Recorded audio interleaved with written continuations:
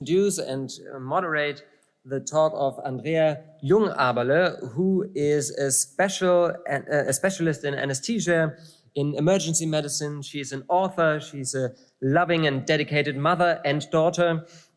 She is a medical director of the OVID clinics. She's a dear colleague. She's good in doing several things at once.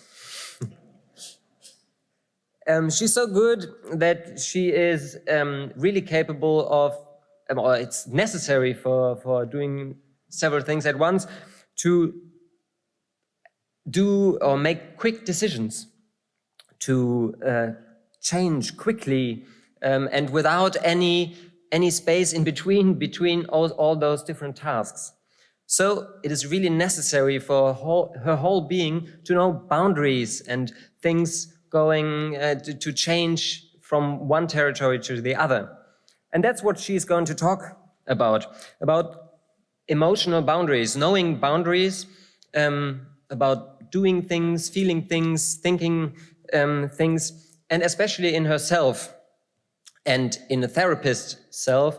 And this knowing those boundaries is sometimes difficult. And especially as a psychotherapist, where you have to deal with a lot of emotional. No. I'm finishing almost this sentence. Dealing with those emotional boundaries leads sometimes to compassion fatigue, and this is the topic of this talk: emotional boundaries and compassion fatigue. I'm really happy to introduce Andrea. Give her a hand of applause.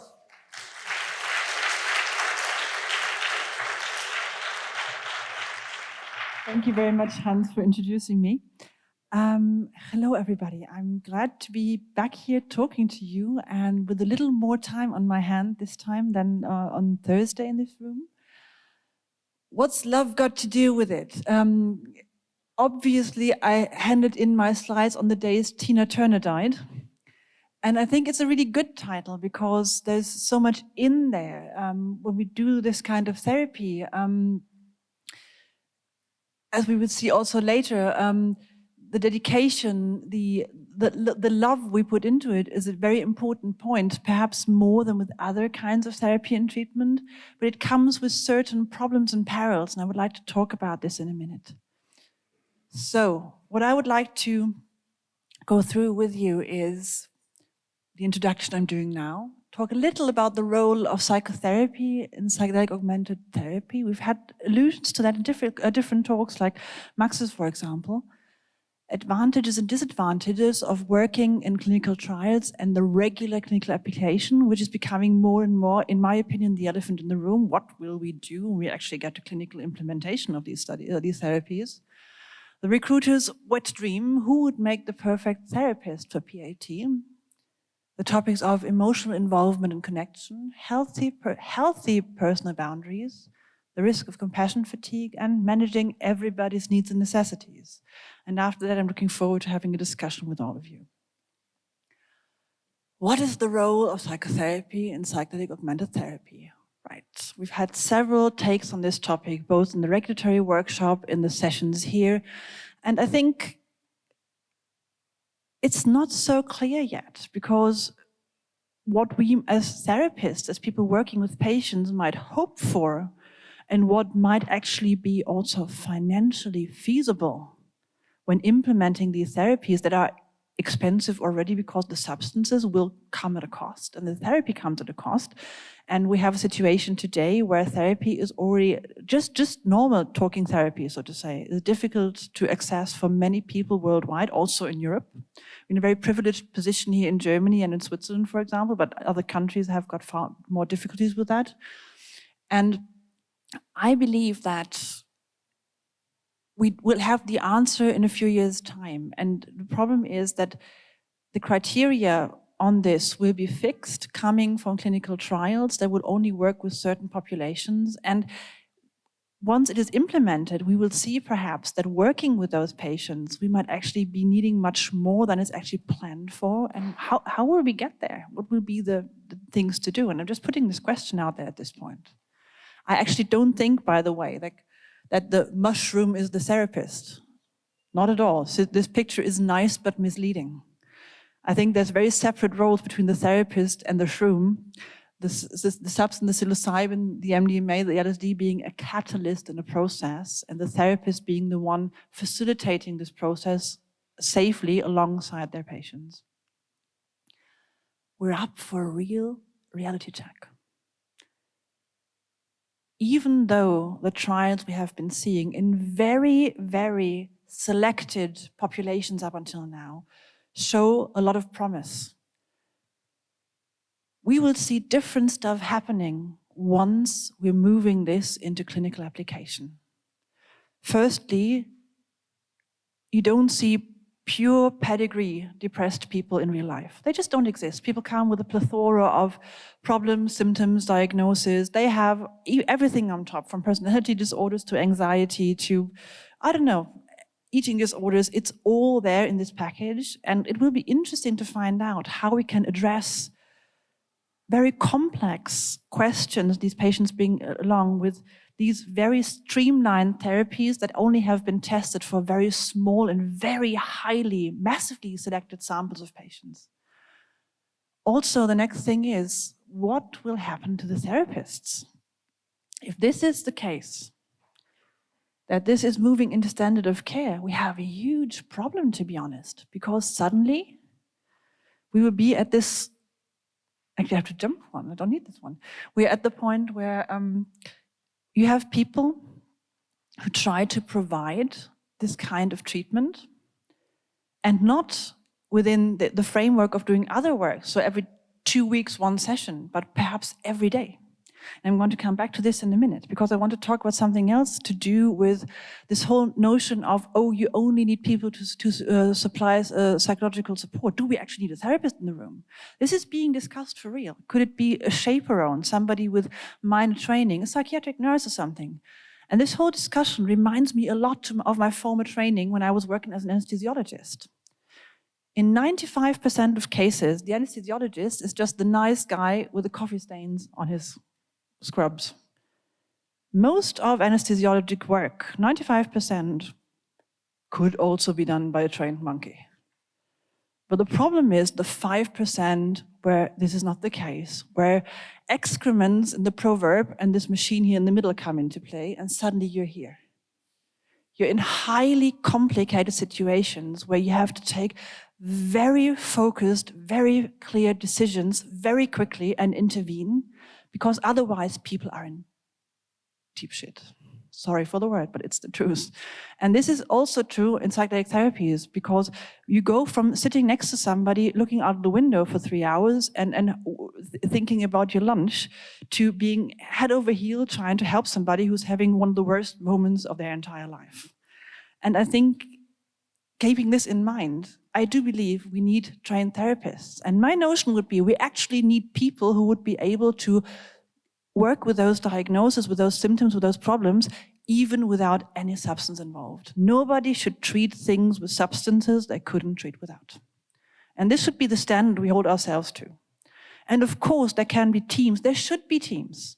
And perhaps there will be situations where there's four or five people in adjacent rooms being supervised by chaperones, well-trained people with 1 or 2 specialized clinicians, specialized therapists in the background, going from room to room, helping where it is necessary. Perhaps we don't need this 2-on-1 scenario that we didn't see in the trials now. We have to think broader, also in group therapy, for example. But I think we should not believe that psychological support is enough if things get difficult in these situations. Just to remind us that even if things look nice from the outside and calm, this can be the experience the patient is having on the inside. This is actually Hieronymus Bosch, so quite a few hundred years back. And I think we should be aware that these states can be very demanding, very painful, even if we don't see it from the outside. So the recruiter's wet dream, who are we looking for? Good question. Because what's happening at the moment is that we've got a clear schism. We've got very emotionally open, perhaps overly open sometimes, therapists that work in underground settings. that can be difficult. We've also got academic therapists that are very close to thinking in categories of clinical trials, of questionnaires and so on and so on. And I don't know, who knows this guy down here? Ever seen the series, The Good Doctor? Okay, so this guy is actually, the series revolves around a young doctor being on the autism spectrum and his special abilities. So he's a very good person at making diagnoses and treating patients, but he's totally lost when it's about communicating with his patients, actually. And I think what we see at the moment, as we're setting up shop with these kind of therapies, that people come from different directions and they're all somehow extreme. And to me, as I was thinking about who could be possibly a good, the best kind of therapist, actually, I had to think about an office companion of ours that Hans, who just introduced me, sometimes brings along. And that's this chap. So, can somebody guess why I think he's a good example for what I'm trying to explain? Who's got a monkey mind like mine?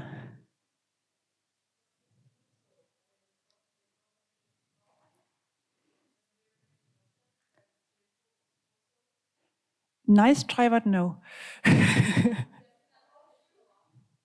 Pardon? It goes a bit deeper. I actually think it's because he's a crossbreed. So this dog is Mio, Hansen's and his girlfriend's dog, and he's an Aussie, so a mixture from an Australian Shepherd and a Labrador. So a Canadian and an Australian dog, which might be a reference to all the colleagues we actually have here at the conference.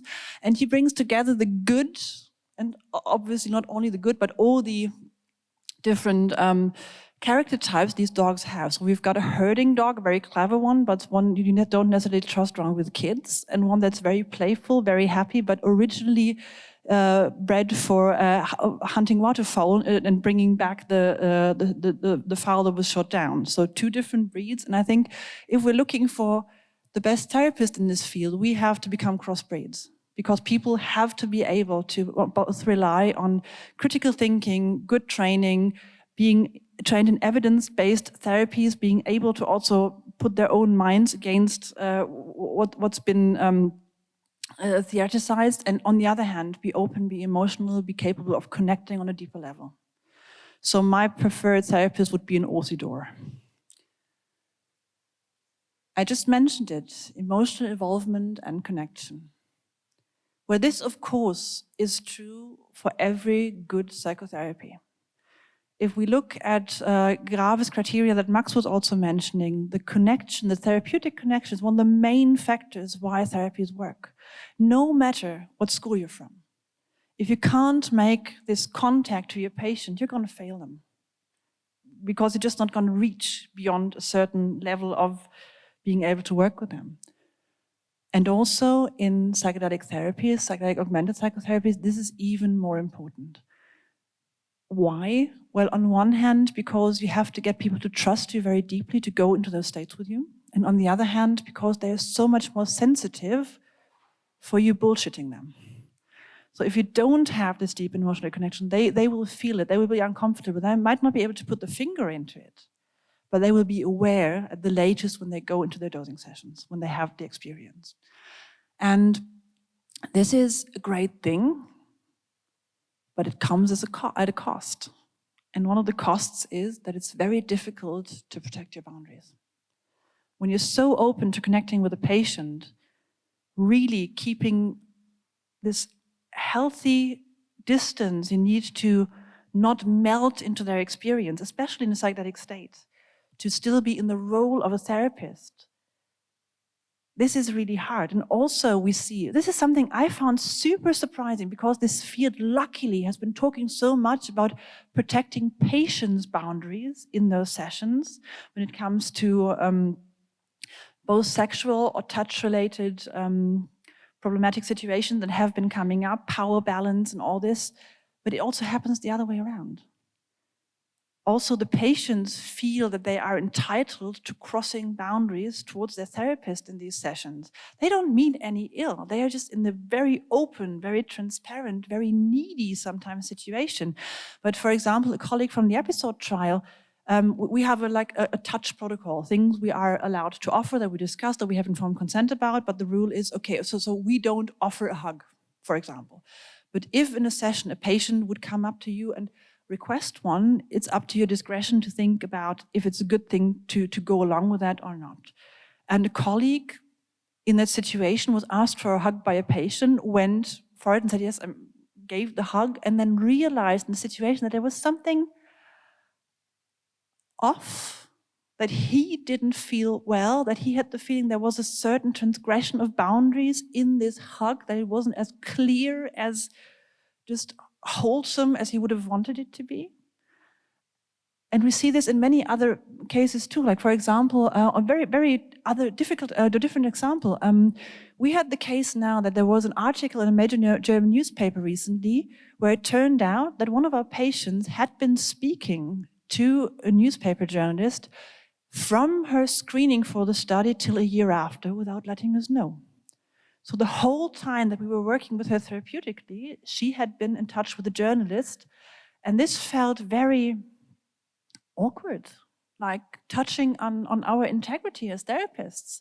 Where's the trust balance? Where's the connection that you make and you believe it's both-sided? Of course, she had every right legally to do that, but it didn't really help the trust relationship, and we still, up until now, don't know who it was. It was never disclosed to us. So you look at every patient thinking, okay, was it you who did that? Which also gives a funny feel to many contacts you have with patients. Moving on, the risk of compassion fatigue. Coming back to implementing this as everyday practice. Running a clinic, be it outpatient or in a hospital, is a venture that has to raise a certain margin of profit. Otherwise, it's not feasible. We can't do this for free. There unfortunately aren't millions of funding, euros, dollars out there to fund this kind of therapy. Everybody wants to take this up, has to be aware. And we've learned it the hard way at the OVID Clinic, that this is work that you need to be paid for, and this means we have to do it a lot. How many psilocybin sessions of 6 to 8 hours can you sit a week? Every week, every month, for the next 10 years. Whew. How good will be the emotional connection, the deep care, the real going in there with the patient be if you've done it 500 times in the past 3 years? I've got this inner picture of an old horse in a riding school, just walking in circles and not really noticing much around anymore. And this is the place where we don't want to go. Like, for example, at OVID, if people have a busy day, they have 3 2-hour ketamine sessions they are guiding a day, plus the integration from the day before. That's hard work. Even if you're just sitting there, holding the space, being in there with the patient, takes up energy. And that's why, for example, we advise nobody to work with us for 5 days. It's like 4 days max, because you need to snap out of this, do something else, either be free or do a different kind of work, because it would just not be healthy, wholesome for people.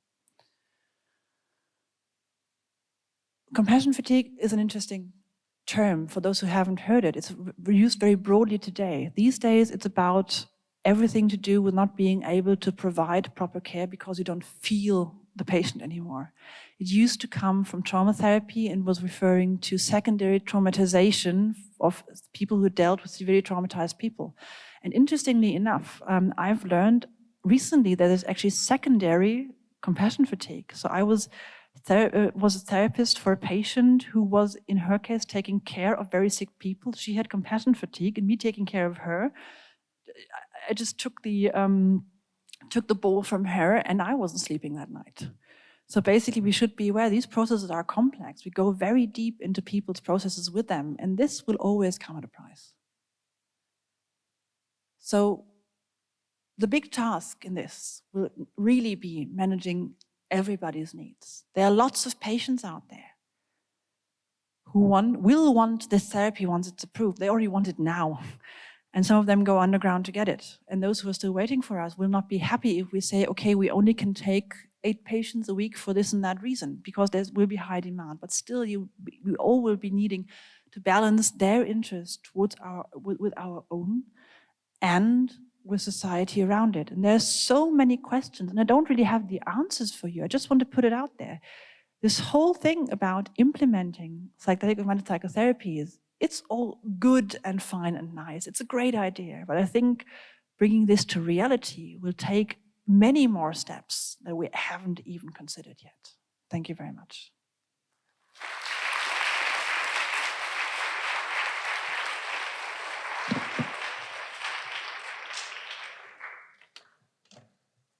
Questions?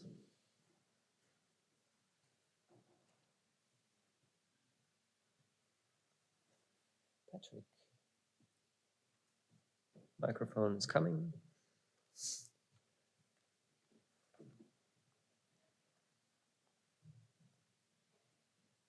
Thank you, Andrea. Yesterday, Dr. Sarah Bader made a talk about why are some therapists better than others, and also made a maybe provocative but also interesting statement that there should be something, as I understood her, like personality tests in order to see whether people have innate abilities, for example, in relationship building, maybe also in restoration of compassion or something. Do you see this as an interesting idea to screen people before engaging in therapist training? Well, I think an honest conversation over a mug of tea would be more to my liking than personality testing, because people also can learn and they can be willing to learn. And personality is one thing, but wanting to do a job and going for it is the other thing. And I believe that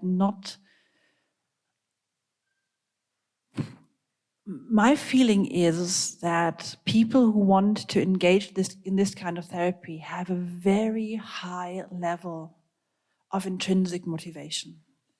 And of course, are you able to hold this is the other question. But in the same way, when I started as a junior doctor, I had no idea I could do the things I did later on. People can develop, but they have to be aware that it's much harder than it looks, that the substances don't do the job for you at all. They sometimes make it even more difficult for you. And that it's really necessary to recheck with yourself if you're still in the healthy area of what you're doing or not.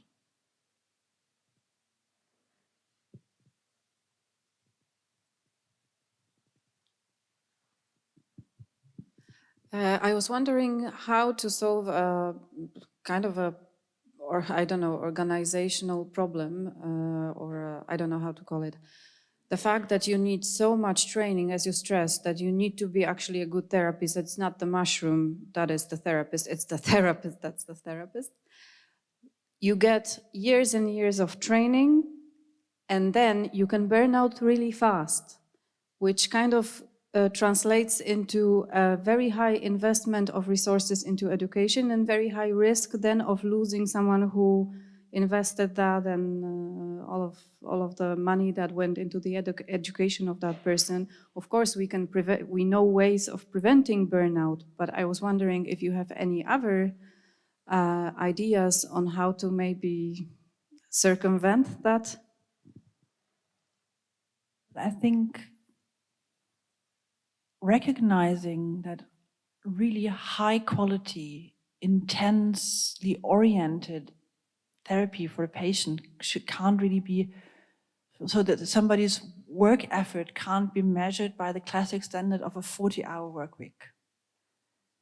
But the problem is that our system is still geared at exactly that. And I think our health system in general will have to learn it the hard way. Like in my original profession, almost nobody has got a 100% position, because you just know with the extra time you're doing anyway on top and so on, it's just not possible anymore.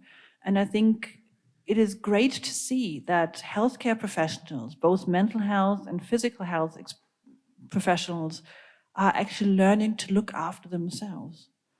And especially with this kind of therapy, we are being ridiculous if we're not looking after ourselves while providing this kind of care. May I just Just one comment. The looking after myself, of course, that's important. But also I have expectation as someone who invests so much money, my money too, and time into my training. I would have an expectation that somebody also takes care of me, as you said, that we cannot have or all of us, that we cannot be expected to work 40 hours. I know I can't. So I can take care of myself, but I would also like somebody to take care of me systemically. There we are in a very different problem, that we have fewer and fewer trained specialists because of the demographics and so on, and because people don't put up for such a long time with this kind of stress anymore, they quit earlier. And I think there will be systemic change needed, but I don't really know if this is the place where we can start bringing it about, but having the awareness that especially if you try to provide high quality, deep work with patients, this has to be done from a place of, strength, not just willpower. There was a question in row 4. Yeah. Here, down here. Thank you, first of all, for the talk. You said that nothing should be treated with substances that could be treated without. I got that right? No? Did I get that wrong? What I was trying to say, that a therapist who wouldn't be able to treat a certain condition without substances shouldn't be treating it with substances. Okay, then my question just dissolved. Thank you. Well, I actually have a second one, if I might. Is there any way of, or like any other way of protecting your resources other than making the treatment so expensive? Like, for example, with the ketamine therapy that you offer at the moment? It's a very good and very difficult question. I don't think we're protecting the resources by the pricing. We're paying the rent by the pricing. And this is something that needs to be done on this level, as long as it's fully in the private sector and out of pocket. If the health services were assuming a certain, will to contribute to this kind of therapy, this would already change. In my ideal world, this kind of treatment would be accessible to everybody, from the, Ukrainian refugee to the Syrian janitor to whoever. And at the time being, where we are now, it's not the case. It's for the few and fortunate who can either pay private insurance or have the money in pocket to pay for it, or the grandmother or sugar daddy who does. It actually happens. And it's really important to just keep an eye on all that. And I think new emerging strategies are rarely implemented very broadly, but we have to make sure that these therapies get to the people who really need them. One more question, yeah? No. Yeah, thank you. One more question from the online audience. Could you mention specific characteristics needed to be a good psychotherapist in the psychedelic field? Oh boy. Right. It's not so different from any other requirements for being a good therapist. We are not reinventing the wheel, we're just adding some new cogs. So basically, if somebody is able to empathize with a patient, is able to be in good contact, is able to understand processes without getting over-involved, being able to control your own triggers, all these things that are normal for everybody working as a therapist.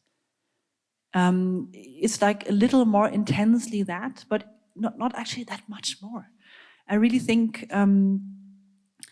the general will to be helpful and in touch with another human being to their benefit without elevating yourself, it's just at the core of it all. Important last point. Although you might want to be helpful, sometimes it's best to just step back and do nothing, and that can be quite difficult as a psychotherapist. Thank you, Andrea Jungaberle.